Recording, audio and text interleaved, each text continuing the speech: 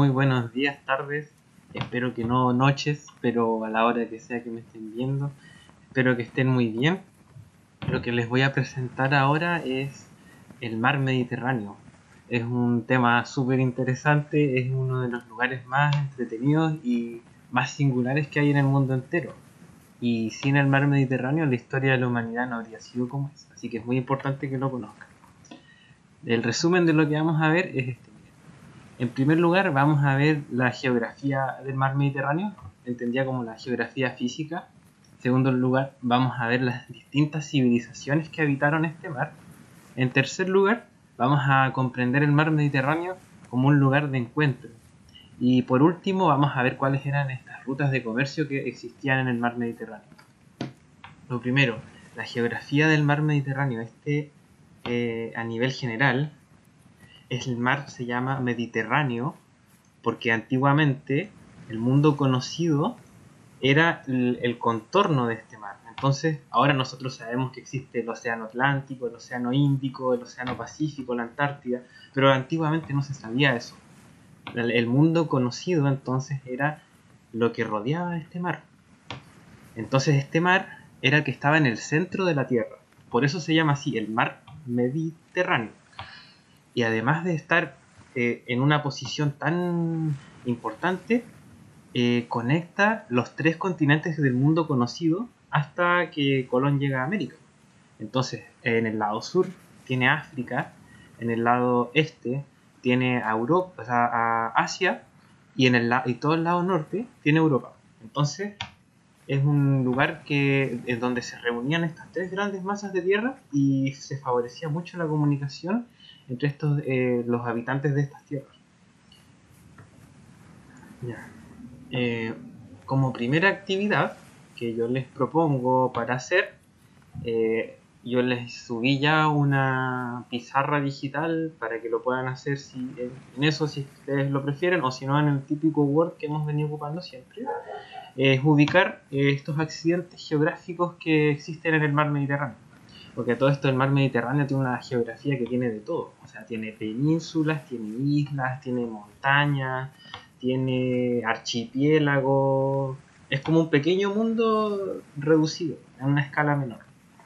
Entonces, bueno, en islas son todas estas de acá, penínsulas, cordilleras, mares interiores. Y además de estos accidentes geográficos, me gustaría que ustedes sean capaces de ubicar las distintas civilizaciones que existieron en el mar Mediterráneo, entre las cuales tenemos a los fenicios y a los egipcios como parte de las primeras civilizaciones, o sea que no tuvieron ningún antecesor en el territorio en donde estuvieron, fueron los primeros en construir ciudades en sus entornos. Y luego tenemos a Grecia y Roma, que son civilizaciones clásicas, que son herederas ya de civilizaciones anteriores que les precedieron.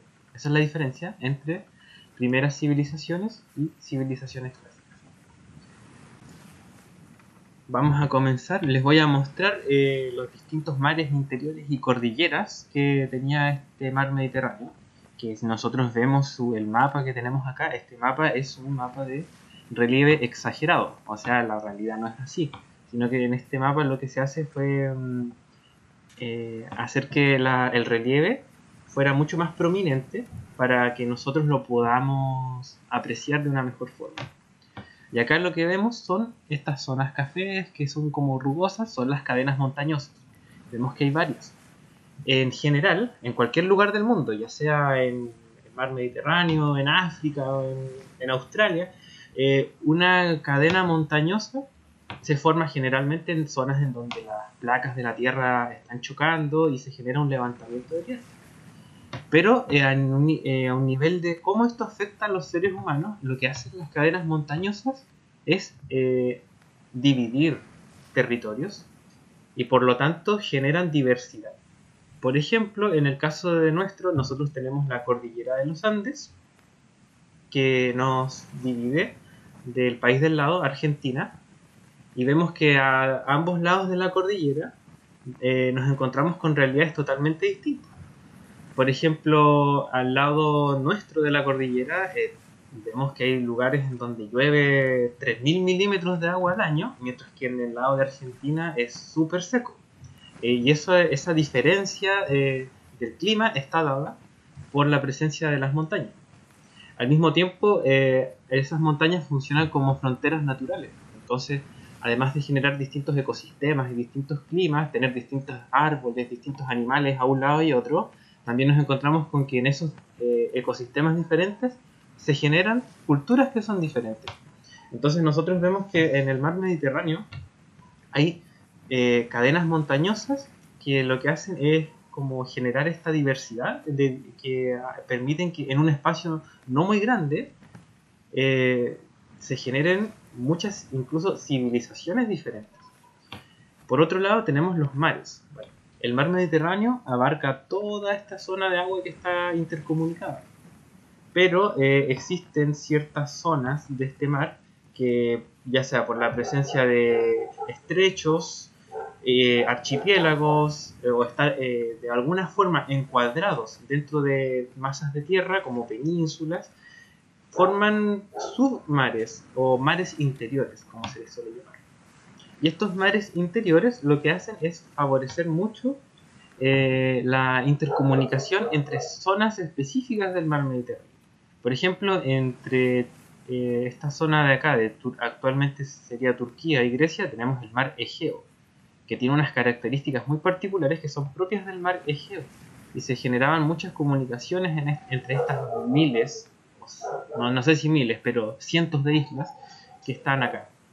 Tenemos por otro lado el mar Negro, entre el continente asiático y el continente europeo. Por acá abajo, a pesar de que no está conectado de una forma natural con el mar Mediterráneo, tenemos al mar Rojo, un mar que está bastante que forma parte de esta área, que tenía una importancia muy grande para comunicar el mar Mediterráneo, África, Asia, con el océano Índico, que es en el cual desemboca por el otro lado. Tenemos acá el mar Adriático, casi cerrado por esta parte de acá, estrecha, que al mismo tiempo era un punto más cercano entre Grecia e Italia. Tenemos el mar Jónico, también entre Grecia e Italia. Fue un mar en donde se expandieron la civilización griega, formaron colonias, eso lo vamos a ver un poco más adelante. Y finalmente tenemos acá el mar Tirreno, entre estas dos grandes islas y la península itálica. Ahora vamos a ver las distintas islas y penínsulas. Bueno, tal como las cordilleras generan cambios culturales o producen efectos en el ecosistema, lo mismo pasa con las islas y con las penínsulas.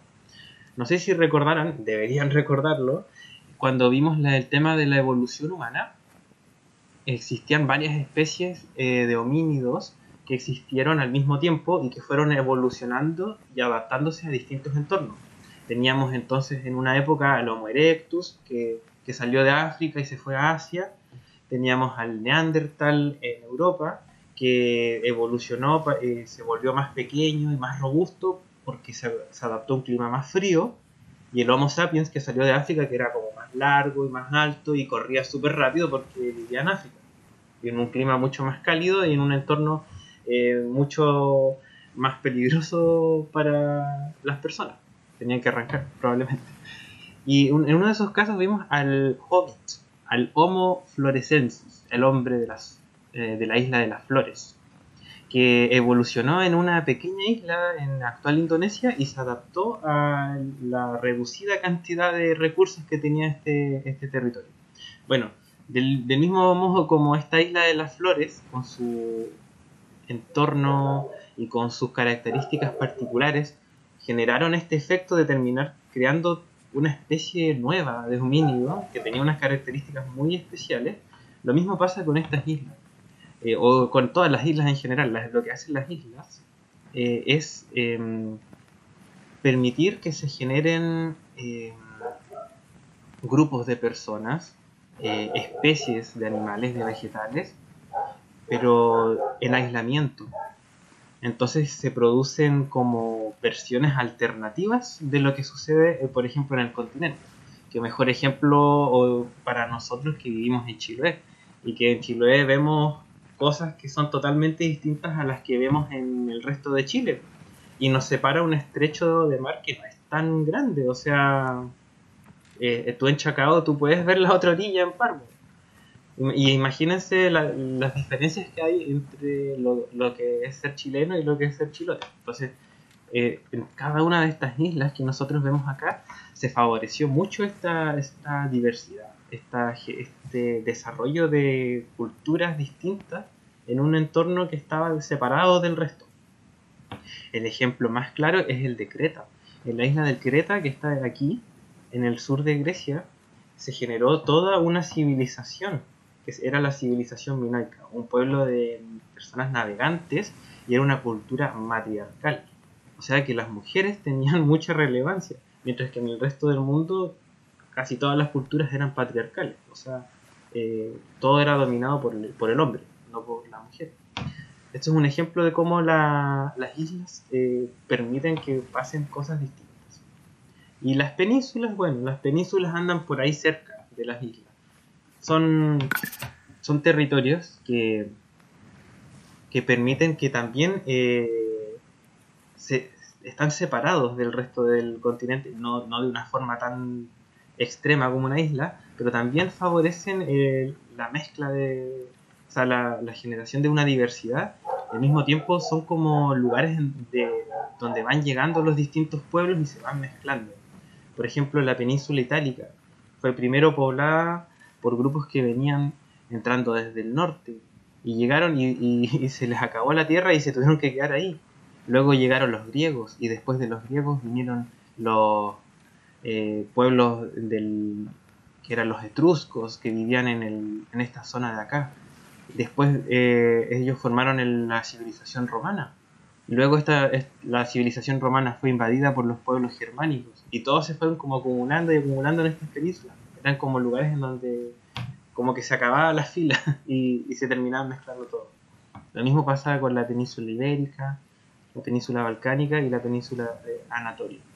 Lo que importa aquí es que, bueno, yo les voy a pedir que ustedes ubiquen geográficamente los mares, las cordilleras, las islas y las penínsulas.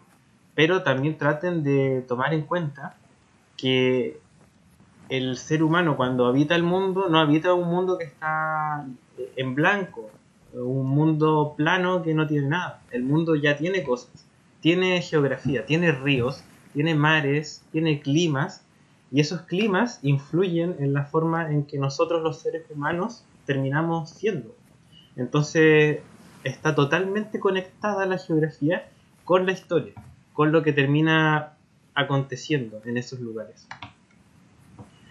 Ahora, es importante comprender que el mar Mediterráneo es un lugar de encuentro. Y sin el mar Mediterráneo, tal como es, por todos los azares de la historia natural, de los movimientos de placas tectónicas, de los terremotos y de todos los procesos geográficos que le dieron forma, la historia humana no habría sido lo que fue.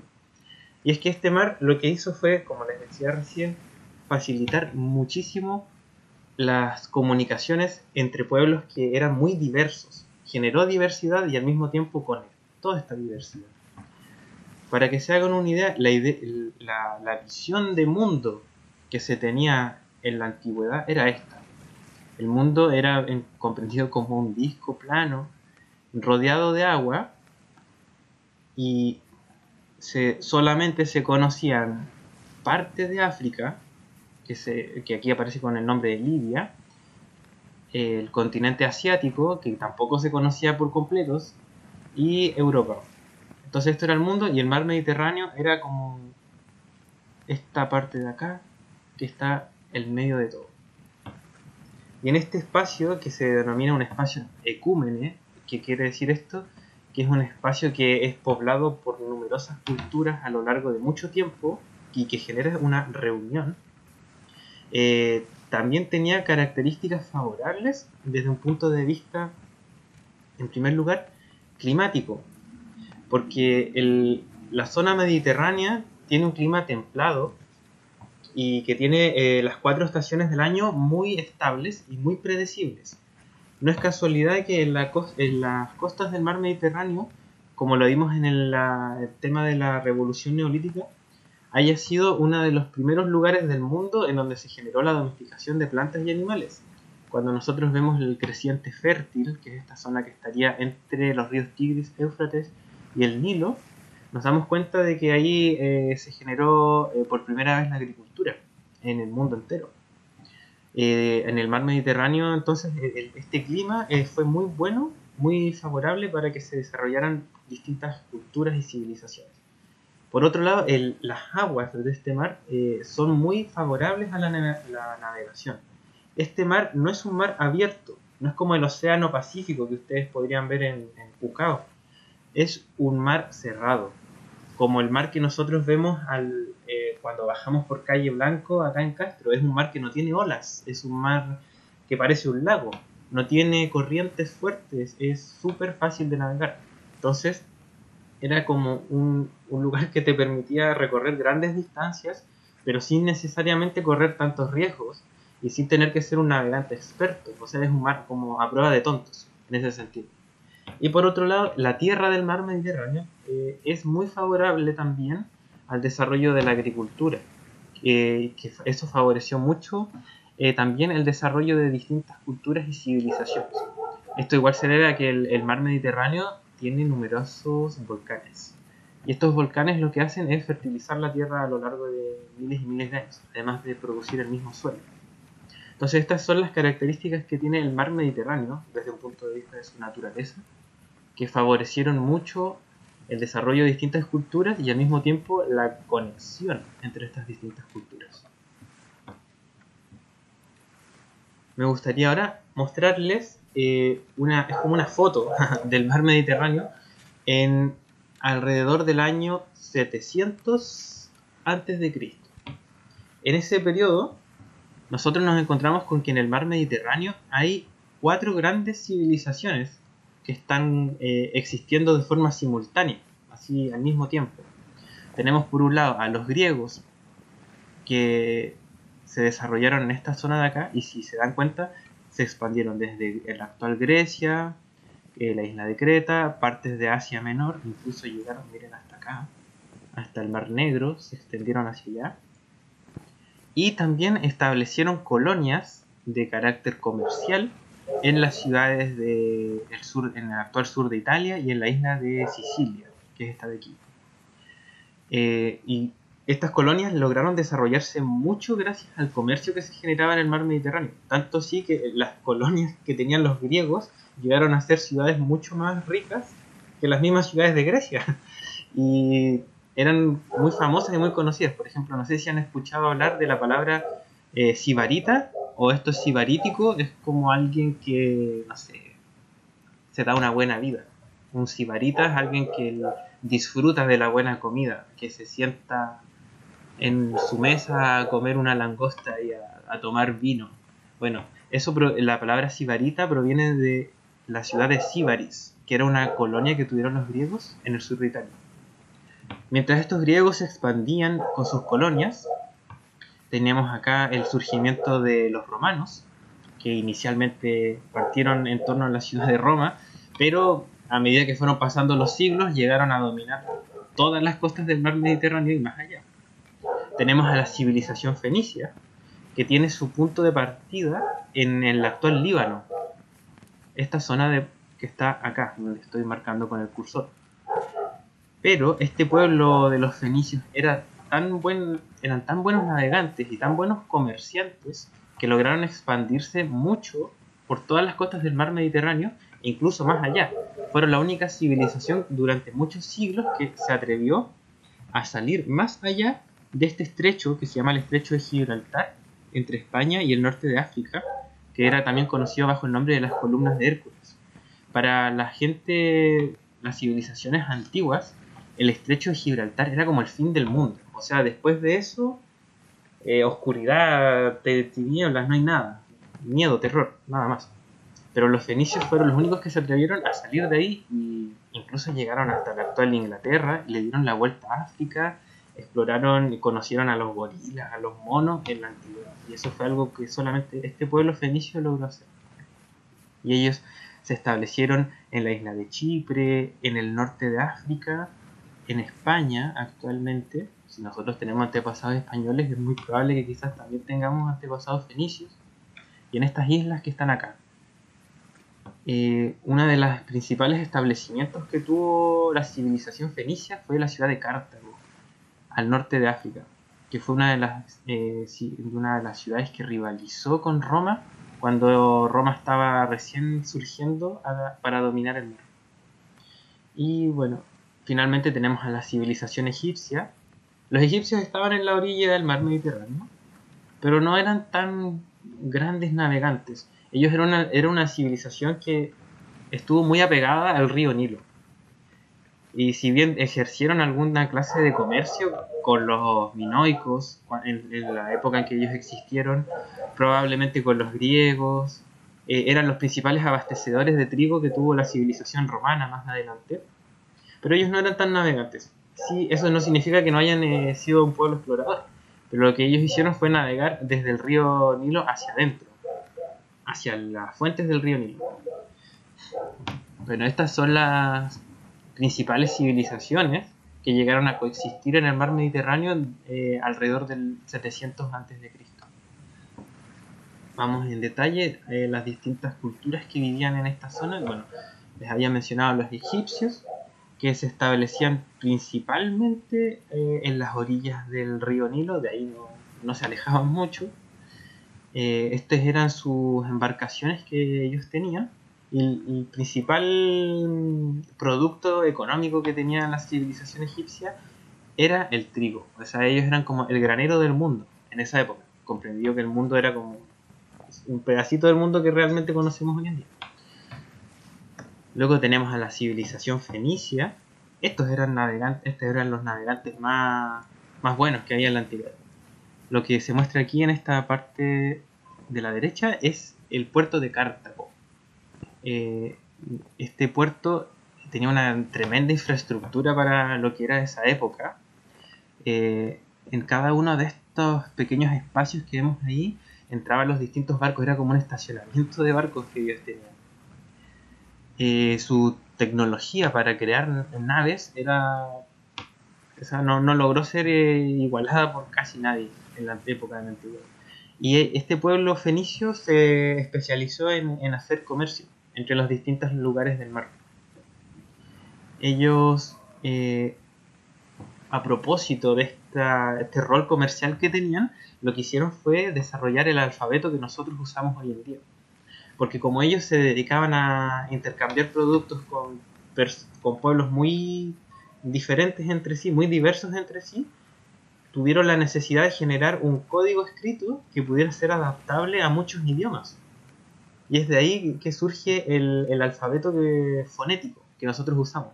El primer alfabeto que utiliza símbolos para representar sonidos y no representar ideas, como son los jeroglíficos que utilizaban los egipcios. Entonces, una gran importancia tuvo la civilización fenicia en este sentido.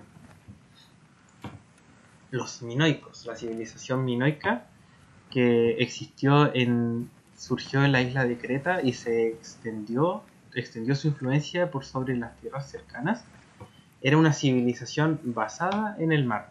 Ellos eran un pueblo también navegante, podemos asumirlo porque surgieron en una isla, o sea, estaban obligados a hacerlo y para ellos el mar tenía una gran importancia. Lo que podemos ver acá, por ejemplo, es que ellos se dedicaban a la producción de azulejos y de artículos de bronce. Esa era su producción. Y ellos con sus azulejos hacían estas representaciones de animales marinos en las paredes de los palacios. Como podemos ver acá, tenían peces, delfines, sus embarcaciones que igual estaban bastante ornamentadas con estos motivos. Tenemos ahora la civilización griega. Estas eran sus embarcaciones que ellos utilizaban para la guerra. Muchos remos, lo que vemos acá. Esta civilización surgió en torno al mar Egeo. Y el caso de esta península en donde se ubicaba la civilización griega, que es la península balcánica, es un caso particular, porque es especialmente montañosa, llena de entradas y salidas, y es una península que tiene islas que están cerca, o otras pequeñas penínsulas que salen a partir de ella, valles, paredes de roca que dividen en los espacios. Y eso también condicionó en parte el surgimiento de numerosos núcleos de poder diferentes, lo que se tradujo también en que en Grecia la civilización griega surgió como una serie de pequeñas ciudades que fueron formando estados, que a pesar de estar en un espacio muy reducido, tenían cada una un distinto rey, un distinto líder, una distinta forma de gobierno. Y eso fue muy importante considerar para el desarrollo que tuvo esta civilización. Finalmente ya nos encontramos con la civilización romana, que es la civilización que sintetiza el mar Mediterráneo. Los romanos eran como una civilización que tomaba lo que hacían las demás civilizaciones y lo reproducía, lo copiaba y lo mejoraba de una forma racional.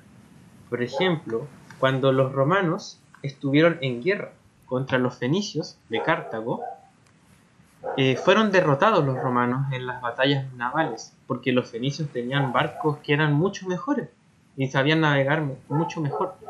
Pero sucedió que un barco fenicio fue capturado por los romanos se lo robaron y le hicieron un proceso que se llama la ingeniería inversa. Entonces lo que los romanos hicieron fue desarmar el barco de los fenicios y ver qué piezas tenía, cómo lo construyeron ellos. Entonces los romanos le sacaron como el molde a este barco y lo produjeron en serie. Y a partir de esa copia ellos generaron una armada mucho más numerosa que la que tenía Cartago y lograron derrotarlos. Y ese fue uno de los principales pasos que les permitió después a los romanos tener un poder por sobre todas las orillas del mar Mediterráneo. O sea, los romanos terminaron dominando el territorio que ahora ocupa España, todo el norte de África, la civilización egipcia, es la península de acá, de Anatolia se llama, e incluso zonas que ya estaban más alejadas del mar. Ellos lograron controlar toda esta zona de ahí. Bueno, todas estas distintas culturas que tenían distintos productos y distintas formas, medios de transporte, de navegación, ocupaban estas rutas marítimas a lo largo y ancho del mar Mediterráneo. En este mapa que yo les muestro acá, se representan tanto las rutas marítimas como las rutas terrestres que confluían en el mar Mediterráneo. Y como podemos ver, tenemos rutas terrestres que provienen desde el sur de África y que se van acercando a estos puertos que están en el mar Mediterráneo. Desde Egipto también vemos acá. Desde el continente asiático vemos otras rutas que desembocan en estos puertos que vemos aquí como Biblos, Tiro. Y desde ahí se generan estas rutas por el mar Mediterráneo que confluyen en distintas áreas y conectan territorios sumamente extensos que van mucho más allá de las orillas del mismo mar. Entonces, como segunda actividad, lo que yo les propongo es responder, y también ocupando un mapa que está en las páginas 72 y 73 de su libro, el mismo que yo reproduzco acá en esta diapositiva, es, primero, ¿qué elementos tienen en común las ciudades representadas en el mapa? O sea, por ejemplo, esta de aquí, acá, vemos numerosas ciudades: Roma, Tarento, Tebas, Atenas. Y en segundo lugar, ¿cómo influyó el mar Mediterráneo, su geografía y su clima en el desarrollo de culturas diversas? Y la última pregunta, ¿por qué el mar Mediterráneo pudo haber propiciado el intercambio comercial e intelectual entre las culturas que lo habitaron? Bueno, esa es la tarea, el trabajo que yo les encomiendo para realizar desde este día hasta el próximo 27 de julio. Si tienen cualquier duda, cualquier inquietud, deben hacérmela saber. Si necesitan más tiempo, no hay ningún problema. Y como siempre les digo, si tienen trabajos anteriores que están atrasados, privilegien hacer esos primero. Y bueno, por eso mismo igual les doy a esta semana una tarea que es un poco más breve, también porque es final de semestre. Bueno, espero que les guste hacerlo. Ante cualquier duda, no olviden que siempre pueden preguntar. Muchos saludos. que estén muy bien y pásenlo, traten de pasarlo bien en este tiempo.